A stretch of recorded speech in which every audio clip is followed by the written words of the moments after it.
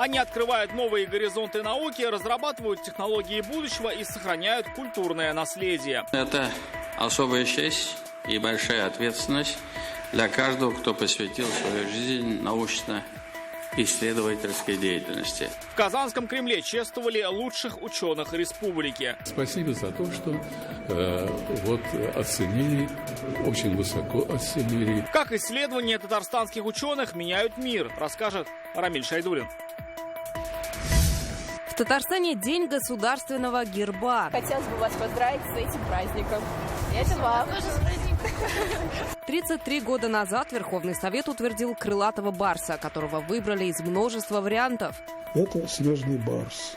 А где горы в Татарстане? Где снежный барс? Историю появления главного символа республики и его смыслы вспомним в репортаже. Скульптура в честь Тугантель и решение для всего мира. Это будет как напоминать символику мира, добра, семейства. В Казани продолжается международный форум «Казаныш». Впечатлило, во-первых, масштаб. Большой успех, потому что все съехались. Что проектируют для городов будущего, расскажет Дмитрий Аренин. Об этом и не только в ближайшие полчаса. Здравствуйте, это новости Татарстана, в студии Елена Знатульна. Казанский Кремль сегодня стал центром торжественного чествования выдающихся ученых и инженеров республики. В преддверии Дня российской науки Рустам Минниханов вручил государственные премии Татарстана в области науки и техники. 22 награды, 22 уникальные разработки и серии научных трудов. Раис отметил, достижения лауреатов являются важным вкладом в будущее всей страны. А тех, кто обеспечивает научный прогресс и прорыв, Рамиль Шайдуллин. В зале губернаторского дворца те, кто годами работал в лабораториях, изучал древние рукописи, создавал передовые технологии и искал решения, которые однажды изменят мир, ученые и инженеры республики. Сегодня мы поздравляем ученых, которые заслужили высокие награды в год научно-технологического развития. Безусловно, это особая честь и большая ответственность для каждого, кто посвятил свою жизнь научно-исследовательской деятельности. Труды сегодняшних лауреатов в полной мере соответствуют приоритетным направлениям научно-технологического развития страны, которые были обозначены президентом России Владимиром Владимировичем Путиным. Первый лауреат премии Марсель Бакиров, ведущий научный сотрудник КФУ. Его работа посвящена этногенезу и этнокультурному наследию тюркского мира. Она помогла глубже понять исторические корни и самобытность татарского народа. Чувствую огромную радость и гордость за то, что наша республика, руководство нашей республики умеет оценивать заслуги своих ученых.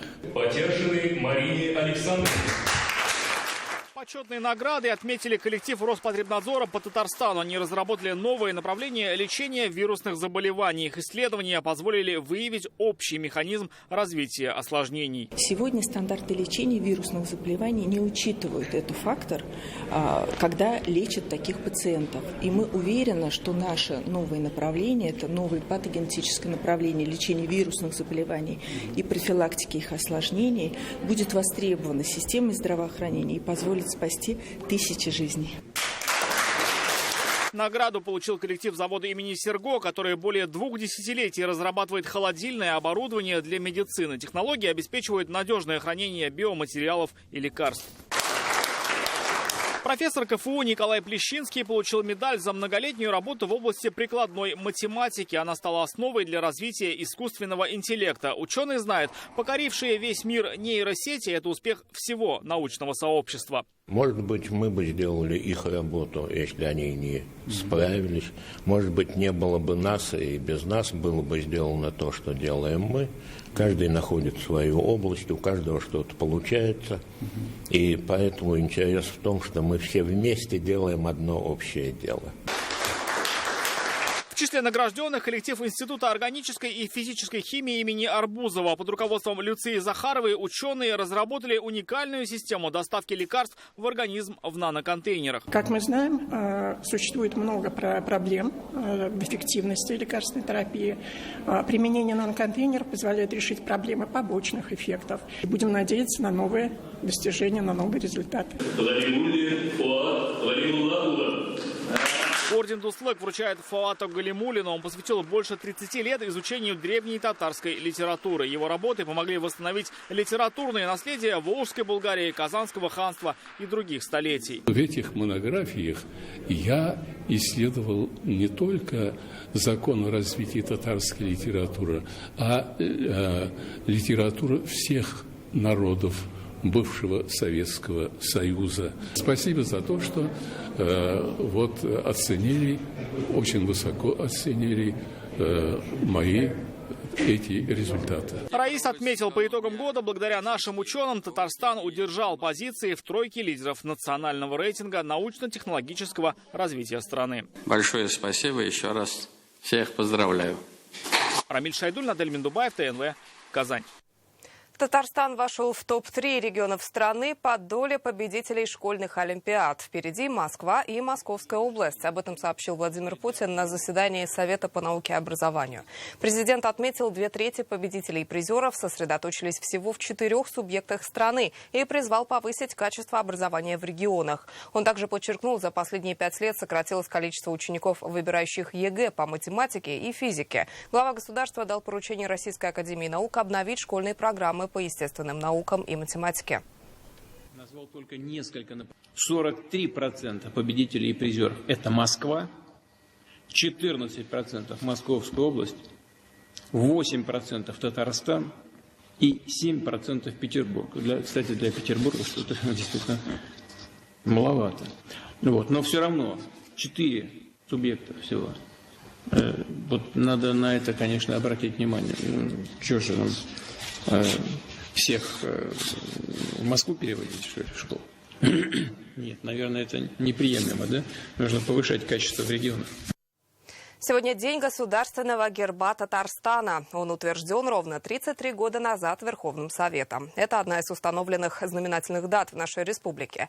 Как герб принимали, обсуждали, предлагали, весь день рассказывали жителям и гостям Татарстана, школьникам и студентам. Любопытно, что главным символом мог стать и конь, и волк, и башня Сюмбике. Но большинство поддержало вариант с крылатым барсом. Давайте познакомимся с историей рождения сегодняшнего именинника.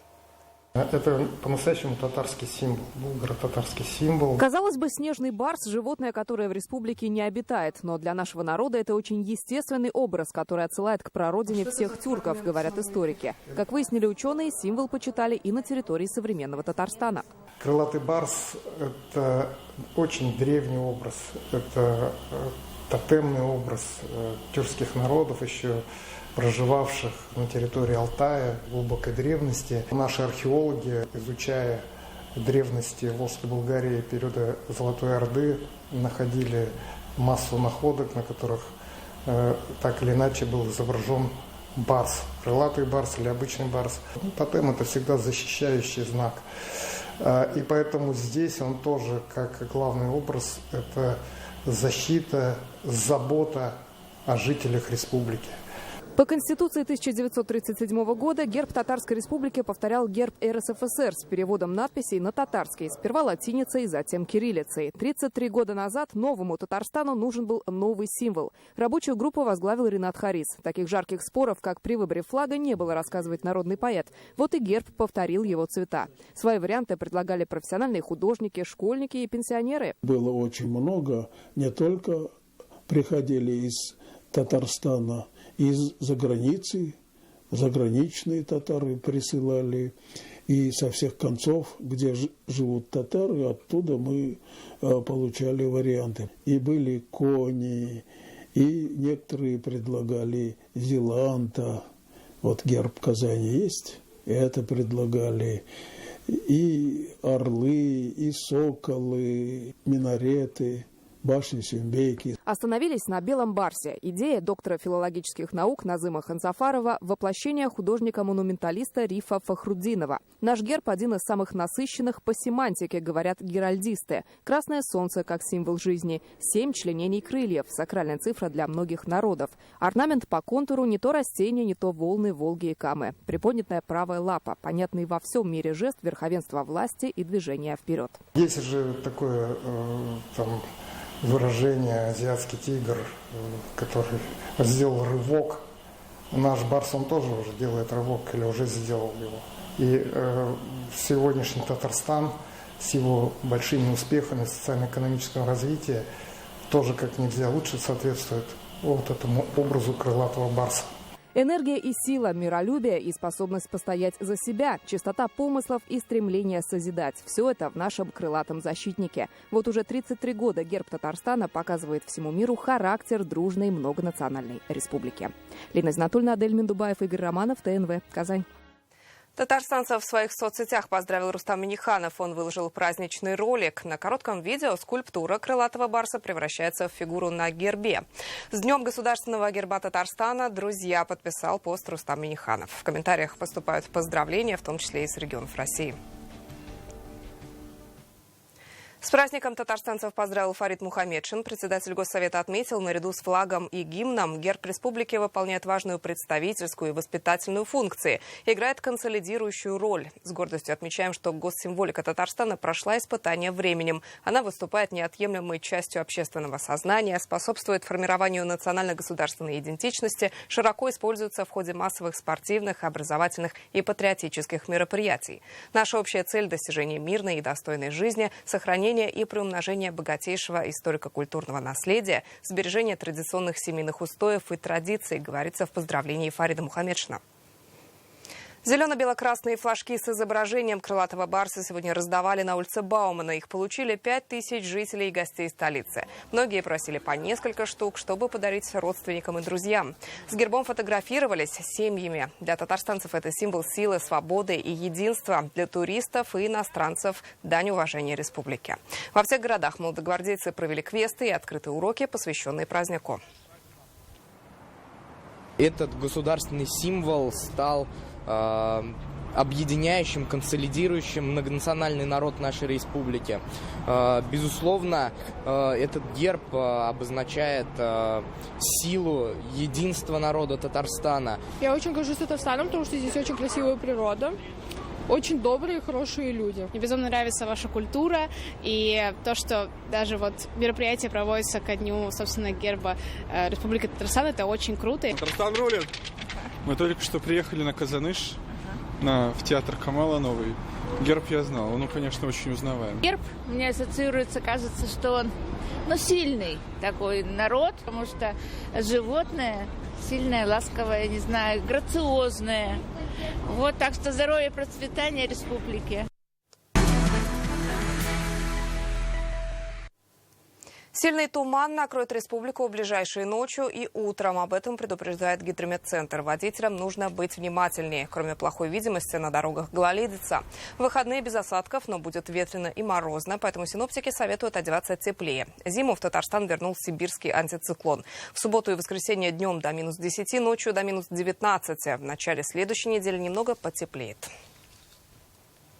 Какая памятная композиция, посвященная стихотворению Габдуллы Тукая «Тугантель», может украсить территорию около Национальной библиотеки республики, можно увидеть на проходящем в Казани международном форуме «Казаныш». Здесь представили проекты финалисты, за которые могут проголосовать все посетители. Напомним, сегодня второй день архитектурно-строительного форума. В этом году он стал более масштабным и представительным. Участвуют более 11 тысяч специалистов из 25 стран. Много представителей БРИКС+. Главная тема – как сделать жизнь в городах более комфортной. Какие идеи и уже рабочие проекты презентуют, узнал Дмитрий Аринин. Тематические сессии форума проходят параллельно сразу в 5 лекториях с 10 утра и до 7 вечера. Также работает специальная детская площадка, где можно учиться азам архитектуры. Чисто берем и вкручиваем. Нам нужно соединить эти две детали. Сегодня главная тема обсуждения – устойчивое развитие городов. Это и благоприятная экология, работающая экономика, эффективное госуправление и комфортная среда. Одним из ярких спикеров стал Мухаммед Али Аллабар, основатель компании, построивший в Дубае самое высокое здание в мире – Бурдж-Халифа. Я хотел бы поздравить организаторов этого форума и тех, кто построил этот театр. Он такой красивый, и это как раз пример устойчивого развития. Я считаю, нужно делать вещи, которые трогают сердца людей, дают им возможность чувствовать, что они принадлежат к цивилизованному миру. По подсчетам экспертов, в городах скоро будут жить 2/3 населения планеты, и вопрос комфорта обретает ключевое значение. В Казани уже начали разрабатывать стратегию устойчивого развития. Динамично растет туристический поток и население нашего гостеприимного города. Мы, безусловно, этому очень рады. В то же время это ведет к серьезному увеличению нагрузки на окружающую среду, городские системы, инфраструктуру. Именно поэтому в 2024 году команда Казани совместно с экспертами, городскими сообществами и бизнесом приступила к разработке стратегии устойчивого развития ESG города до 2030 с перспективой до 2040 года. Ожидают, что форум даст новые идеи для совместных проектов. Всем есть что обсудить и с кем поговорить. Кроме того, архитектор здесь же есть, производители всяческих материалов, прочее, реальные. Здесь можно увидеть и услышать о проектах из разных стран, особенно БРИКС. Если бы не этот форум, мы бы о таком не узнали. Например, мне, как жителю Индии, было интересно узнать о том, что происходит в Бразилии. Все участники форума могут увидеть и проголосовать за проекты композиций, посвященных стихотворению Габдуллы Тукая «Туган-Тель». Памятную скульптуру планируют разместить у Национальной библиотеки. Так казанская команда архитекторов представила сразу 2 проекта. Вы можете увидеть своеобразную оптическую иллюзию. С одной из точек обзора будет виден образ поэта, с другой точки вы увидите образ матери, которая передает язык своему ребенку. Второй образ – это скорее уже образ родного языка как культуры, как единого когезивного пространства. Всего в финале конкурса участвуют 6 проектов от 4 команд. Это «Семейная идиллия», «Младенец с кубом», «Волна с царицей Сюмбике и ее семейством» и «Крылай вместе с Казанью и родным языком». Победителя объявят после завершения форума. Семья, да, то есть семейное единство, идиллия. Я думаю, она вполне вписывается. Понравился мальчик-младенец, еще не умеющий ходить, и 3 поколения, олицетворяющие стихи Тукая. Здесь, наверное, бронзовое литье, и поэтому для меня это ближе. И мне кажется, что именно вот эта работа, она такая более масштабная. В этом году деловая программа будет самой насыщенной за всю историю форума. Состоятся свыше 100 тематических секций, где выступят более 300 экспертов. Итоги форума подведут завтра. Также объявят победителей конкурса лучших градостроительных и архитектурных решений. Дмитрий Айринин, Рамзиль Гарипов, ТНВ, Казань. Сегодня Рустам Минниханов на полях форума встретился с основателем компании MR Properties Мухаммедом Али Аллабаром. Гость прибыл специально для участия в Казаныше. Инвестиционная фирма основана в Эмиратах почти 30 лет назад. Она крупнейший девелопер в арабском мире. Рустам Минниханов поблагодарил бизнесмена за участие в форуме, а также обсудил с ним направление сотрудничества. Сегодня на совете директоров компании «Таиф» избран новый генеральный директор. Им стал Тимур Шигабуддинов. Кандидатуру предложил Рустам Минниханов. Он лично принял участие в заседании. Здесь же подвели итоги работы компании в 2024 году и обозначили планы на 2025, которые предстоит воплощать уже новому руководству. Перед началом заседания открытие нового бизнес-центра «Таиф» Рустам Минниханов осмотрел подземную парковку, офисные зоны, переговорные, конференц-залы. Здание расположено в самом центре Казани на улице Пушкина. Правительство Татарстана показали уникальную вертолетную площадку. Она способна принимать машины взлетной массой до 13 тонн. Хорошие качества. Рустам Минниханов высоко оценил возможности делового центра. Отметил, он вписался в архитектурный облик столицы. Очень солидный, является украшением нашего города, географически очень красивый, технологические решения, которые здесь реализованы. Несмотря на возрастающее геополитическое напряжение и широкую санкционную повестку в последние годы, в том числе в 2024 году, особенно значимые результаты ТАИФ достиг в области нефтепереработки и энергетики. Исторически ТАИФ развивает направления стратегические для Татарстана. В прошедшем году все задачи были выполнены. Нефтеперерабатывающий комплекс ТАИФ-НК по переработке тяжелых нефтяных остатков устойчиво развивается. Компания наращивает объемы переработки черного золота и расширяет номенклатуру продукции. Выход светлых 94 с лишним, почти 95%. Но даже 80% выход светлых, это считается хороший результат.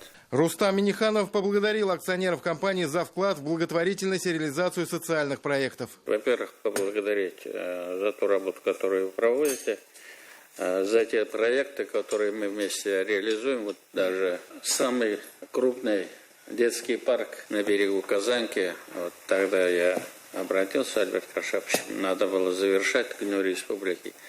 Значит, я считаю, что это гордость нашей республики и гордость нашей столицы. По предложению раиса Татарстана Рустама Минниханова на пост генерального директора компании сегодня выдвинут Тимур Шигабуддинов. Совет директоров ТАИФа решение поддержал. Решение принято. Аплодисментами. Поздравляем. Тимур прошел очень такой хороший путь. Поработал и здесь, поработал и в большой компании «Сибур». Очень хорошие отзывы, Тимур. Я лично тебя достаточно хорошо знаю, как надежного, крепкого, амбициозного, перспективного кадра. Вот, заверяю, что с нашей стороны тоже эта кандидатура полностью находит поддержку. И в этих непростых ситуациях продолжить поступательные движения и продолжить программу инвестиций. Вот это на сегодняшний день будет основная программа или основные задачи, которые поставлены в том числе со стороны совета директоров. Человек очень подготовленный, прошел хороший путь и, конечно же, получит полную поддержку как коллектива группы, руководства республики, ну и у него очень хорошие контакты с партнерами. То есть Тимур Альбертович очень достойный кандидат, который имеет все возможности продвигать новые проекты. Перед ТАИФом стоят амбициозные задачи – наращивать реализацию инвестиционных проектов в реальном секторе экономики, оставаясь социально ответственной компанией. И все проекты, которые намечены, они группой реализуются. Пожелание также держать и развивать те направления, которые обозначены Советом директоров. Тимур Бекмурзин, Андрей Ключников и Владислав Поташников, ТНВ «Казань». В Елабуге стартовал конкурс профессионального мастерства «Алабуга Skills». Он объединил токарей, сварщиков, лаборантов. Всего 400 специалистов из Татарстана, Ленинградской и Самарской областей. Соревноваться они будут в течение 3 дней. Традиционно в конкурсе принимают участие и работники компании ТАИФ-НК. Фарид Фазлыев собирает электросхему синхронного двигателя. Работа требует аккуратности, ведь нужно уложиться в 1,5 часа. В «Алабуга Skills» сотрудник ТАИФ-НК участвует 3-й год. В конкурсе я уже не первый раз участвовал. И среди электромонтеров нашего завода, и в республиканском конкурсе. Мандраж, конечно, есть, потому что это все равно соревнования. Это соперники. Хочется показать себя с лучшей стороны. А вот Александра Нилова в конкурсе профмастерства впервые. Она лаборант химического анализа ТАИФ-НК. На скорость ей нужно определить концентрацию карбоната натрия. Огромная возможность показать себя, проявить все свои силы в более масштабном уровне. Очень страшно, очень волнительно, но в то же время очень интересно. Сварщики, фрезеровщики, токари, лаборанты, электромонтеры. Конкурс «Алабуга Skills» собрал 400 специалистов из всех районов Татарстана, а также из Самарской и Ленинградской областей. Команда ТАИФ-НК ежегодно входит в число победителей. В этом году участвуют в 9 компетенциях. Ежегодно задания становятся разные, поинтереснее, сложнее. Новые знакомства с другими городами. В прошлом году также участвовал здесь, занял 2-е место. Новые какие-то методы для себя узнаем, потому что это немного другая работа, отличается от той работы, привычной для нас. Мы работаем все-таки с бензинами, нефтепродуктами, а здесь у нас будут другие анализы, другое оборудование. Это обмен опытом между конкурсантами, потому что все коллеги и все выбираются сюда, делятся какими-то своими нововведениями, фишками, лайфхаками и так далее. Ну и благодаря этому идет и процесс развития, и повышения квалификации. Соревнования Алабуга Skills проходят 5-й год. Итоги будут известны 14 февраля. В Татарстане разъяснили, в каких случаях могут изъять заброшенные дачи. Связано ли массовое изъятие с передачей неиспользуемых участков бойцам СВО? Читайте сегодня в интернет-газете «Реальное время». Ректор Казгика Роза Ахмадиева победила во всероссийском конкурсе «Знание лектор». Церемония награждения состоялась в Москве. Доктор педагогических наук, профессор, признана одним из 70 лучших лекторов страны. Они представили 37 регионов России. Розе Ахмадиевой вручили грант в размере 250 тысяч рублей. Его она использует на продвижение своего просветительского контента. 35 волонтеров из Татарстана прибыли в поселок Витязево города Анапы для помощи в ликвидации разлива мазута на Черном море. Большинство добровольцев – студенты и ветеринары. Они трудятся в реабилитационных центрах для птиц и собирают нефтепродукты с берега. Волонтерский отряд сформировали при поддержке Райс Республики. Команду разместили в санатории, обеспечили трансфером, питанием и средствами защиты. Ребята пробудут на Черноморском побережье 2 недели. Это были новости Татарстана. Заходите в наши группы ВКонтакте. Подписывайтесь на телеканал ТНВ и ТНВ Татар Сейчас. Здесь вы найдете еще больше информации и сможете посмотреть наши репортажи. Следите за нами и в других соцсетях. Сейчас прогноз погоды с Динаром Бодрудиновым. До встречи.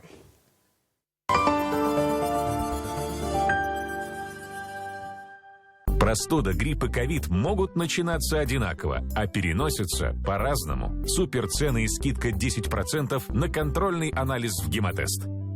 Хотите оставить детям наследие, а не долги? Инвестиции с финансовым домом «Амаль» помогут. Звоните по номеру на экране. 3 этажа волшебства. Зеркальные миры. Волшебный лес. Неповторимый супермаркет с забавными товарами и многое другое ждет вас во дворце впечатлений.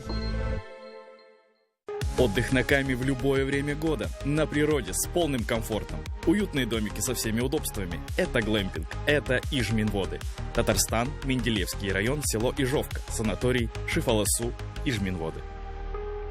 Не плати за подписку больше, чем тебе нужно. Выбирай удобный срок продления. Телекарта. Смотри, не переплачивай.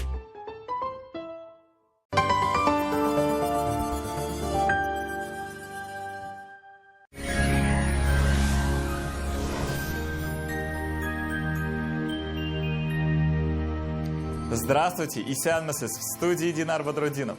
В Татарстане в предстоящие сутки сохранится влияние холодного атмосферного фронта. Подробности после полезной информации.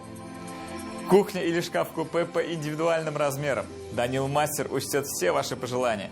Узнайте подробности и записывайтесь на замер по телефону 2-167-166 или приходите по адресу Казань, Восстание 23. По данным сервиса Яндекс.Погода, в Варске, Богатых Собах и Высокой горе будет пасмурная погода, местами пройдет снег. Температура днем минус 6-8, ночью 8-9 градусов мороза. В Буинске, Тетюшах и Дрожжаном тоже облачно, небольшой снег. Температура днем минус 7-8, ночью минус 9-10 градусов. В Чистополе, Черемшане и Аксубаево ожидается облачность, слабый снег. Температура днем минус 7-8, ночью от 8 до 11 градусов ниже нуля. В Набережных Челнах, Нижнекамске и Сарманово облачно, снег. Температура днем минус 6-8, ночью минус 7-10 градусов.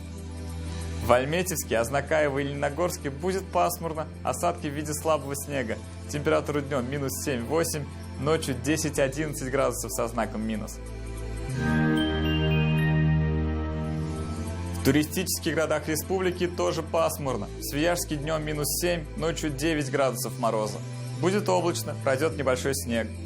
В Болгаре облачно, небольшой снег. Температура днем минус 8, ночью 9 градусов ниже нуля. В Елабуге тоже небольшой снег. Будет облачно. В течение суток 8 градусов ниже нуля.